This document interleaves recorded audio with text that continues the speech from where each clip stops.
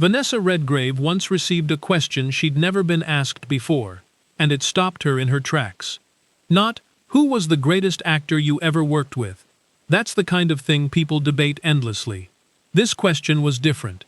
Someone asked her, "Who are the 5 people you loved the most?" And the names came to her almost instantly. After more than 6 decades in theaters and on film sets, Vanessa has shared space with some of the most extraordinary people of her generation. But here's the thing. The moments she treasures most weren't the premieres or the standing ovations. They were the quiet ones. The cups of tea between takes. The dinners after rehearsal when nobody was talking about work anymore. The long waits while the crew reset the lights. And the conversations that filled them. That's where you find out who people really are. The first name that came to mind was Franco Nero. Their connection goes back to the making of Camelot, and it's one that's captured public imagination for years. But Vanessa says, people always focus on the time they spent apart. What she remembers is everything else. How Franco was never the loudest presence on set.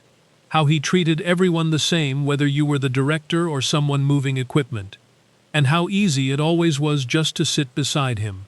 When life brought them back together after years apart, the conversation picked up as naturally as if no time had passed at all. That, she says, is rare. Then there was Maggie Smith. Anyone who worked in British theatre or film knew Maggie's reputation long before they met her, and Vanessa confirms it was fully deserved. Maggie arrived to every production already knowing exactly who her character was, and yet nothing ever felt forced. Off camera, she had a wonderfully dry wit. One quiet remark, a few seconds of silence, and then the whole room would catch up and burst out laughing. Even as the years went by and familiar faces grew fewer, Vanessa says that whenever she saw Maggie, the conversation never really started. It simply continued. Franco Zeffirelli taught Vanessa something she didn't fully appreciate until long after the cameras stopped rolling. The finest directors don't tell you what to do, she reflects.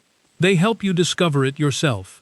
Zeffirelli had an eye for beauty that shaped every element of his sets, from the light to the silence between lines. Decades later, she'd find herself asking the same questions he used to ask, without even realizing it. Glenda Jackson, she remembers, was someone you never forgot after meeting. Completely direct, utterly honest, and fully committed to whatever she was doing, whether that was acting or later, politics.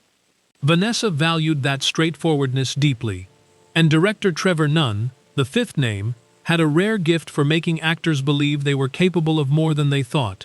He listened, he asked questions, and he reminded everyone that no performance belongs to just one person.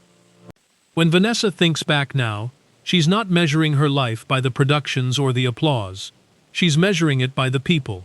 Because success fades, fame fades, and even the finest performances eventually belong to history.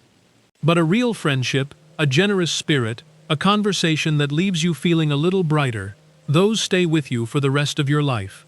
If this story moved you, hit like and subscribe. There are many more remarkable lives worth remembering together.